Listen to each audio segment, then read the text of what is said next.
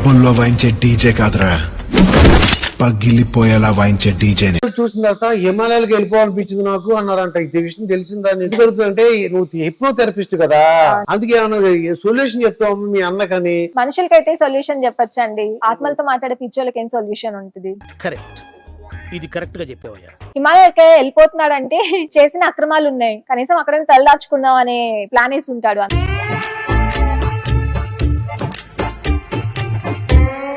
మరొక్కసారి చంద్రబాబును ఈసారి హెచ్చరిస్తున్నామని కూడా చెప్తా ఉన్నాం.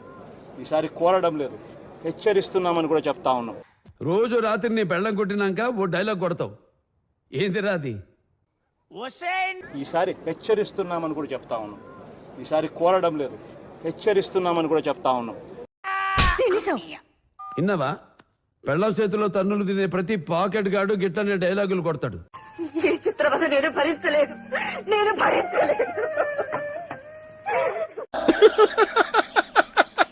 వేసేసాడు, బాగా వేసేసాడు. ఏమైందిరా? నువ్వేగా తీసవతలు పారేమను పారేశాను. తీసుకో తగిలిచ్చు. ప్రభు హరి రామ్ కృష్ణ రాధం జగన్మోహన్ రెడ్డి క్యా హువా? పెద్ద మనుషులు పుట్టాలంటే అంతే. పని జరగాలంటే హాల్లో ఉండాలి, పని అయిపోయిందా తీసేవతలు పారేయాలి. అవసరాల కోసం దారులు తొక్కే పాత్రలు తప్ప హీరోలు విలన్లు లేరి నాటకంలో. You are a true comedian. Comedian ఏంటో తెలుసుకుంటే గడుపుతారు. ఈయనే కత్తిపెట్టి పొడి చేస్తాడు, ఈయన ఆయన చావుకు కారణం అవుతాడు, ఈయన ఫోటోకి దండేస్తాడు. ఇప్పుడు దాకా చేసినంత గంగలో కలిసిపోయింది కదరా. ఆయన చంపేసి ఆయన పదవి లాక్కుంటాడు. ఏంటి సార్ అది? ఈయనే కత్తిపెట్టి పొడి చేస్తాడు, ఈయన ఆయన చావుకు కారణం అవుతాడు, ఈయన ఫోటోకి దండేస్తాడు. ఎస్ ఎస్ ఆయన చంపేసి ఆయన పదవి లాక్కుంటాడు.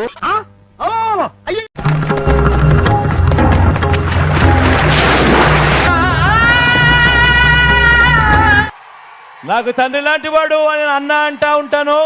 బొత్స సత్యనారాయణ గారు జగన్మోహన్ రెడ్డి గారికి తండ్రి సమానులట. అందులో తప్పే ఉంది, అది ఆర్ట్. తండ్రి సమానులట. ఏ బొత్స సత్యనారాయణ? ఇడ్లీ వడ సాంబార్. ఎన్ని సీట్లు పోటీ చేశారా మీరు? 175కు 175 పోటీ చేస్తే ఎన్ని సీట్లు గెలిచింది మీరు? అడ్డుమని 10 గెలవాలి. తల ఎక్కడ పెట్టుకోవాలి అర్థమవుతుందా నీకు? చంద్రబాబు నాయుడు గారిని హెచ్చరిస్తా ఉన్నాం. అయింది కేవలం ఒక ఎమ్మెల్యే బాబు, ఎమ్మెల్యే 4 రోజులు కాల. అంటే అది ఎమ్మెల్యే అంటే ఒక ఎమ్మెల్యే 175లో నువ్వు ఒకటివి. నువ్వేదో ఒక సీఎం కిందో డిప్యూటీ సీఎం కిందో మాట్లాడుతా ఉన్నావు. ఎక్కడెక్కడ తింగర్ నా కొడుకులు మనకే తగులుతున్నారు. మరొక్కసారి మళ్ళీ హెచ్చరిస్తా ఉన్నాను. పెద్ద వార్నింగ్ ఇది. చంద్రబాబు నాయుడు గారిని హెచ్చరిస్తా ఉన్నాను. మరొకసారి మళ్ళీ హెచ్చరిస్తా ఉన్నాను. పోటీ చేసి 10 సీట్లు గెలిచి వీడి గెటప్ కమెడియన్ రా. కమెడియన్. డ్రగ్స్ గురించి మాట్లాడాం. డ్రగ్స్ గురించి మాట్లాడడానికి ఇంతమంది ఎందుకు వెళ్ళాలి? ప్రగతి భవన్కి ఎందుకు భోజనం చేయాలి? అక్కడ గందరగోళం చేయాలి? ఇద్దరు ముఖ్యమంత్రి మాట్లాడుకోవాలి. ఏంది అంత పెద్ద సమస్య ఇది? ఏదో సలహాలు ఇస్తావేంటని అసలు నువ్వు చేరిన దగ్గర నుంచి ఆయనకి దరిద్రాలని పట్టుకున్నాయి. రాష్ట్రం నాశనం అయిపోయింది, రాష్ట్రం సర్వనాశనం అయిపోయింది, విధ్వంసం సృష్టించారు, రాష్ట్రం అధోగతి పాలైపోయింది, జగన్ చేతిలో పడి సర్వనాశనం అయింది.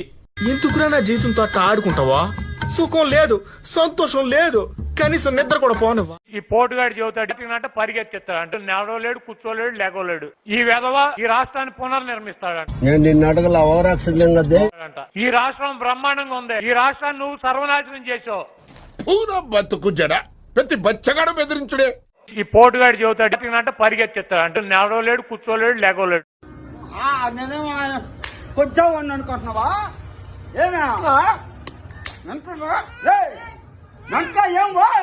ఇది 5 ఏళ్లలో మనం చూసాం, మన కళ్ళ ముందే జరిగింది.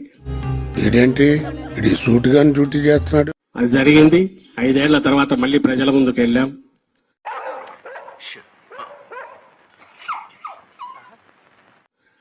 ఇదిగో ఇంత చేశాం, మీ ఇంట్లో మంచి జరిగి ఉంటే మీరంతా ఓటు వేయండి అన్నాం. ఫలితాలేమో వేరే రకంగా వచ్చాయి.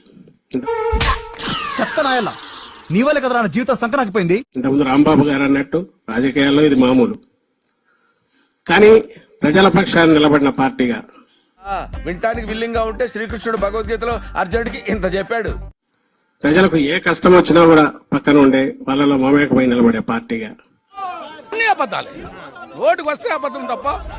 ఇలాంటి ఎంటర్టైనింగ్ ధమాకాలు ఇంకా చూడాలనుకుంటే like, share and subscribe to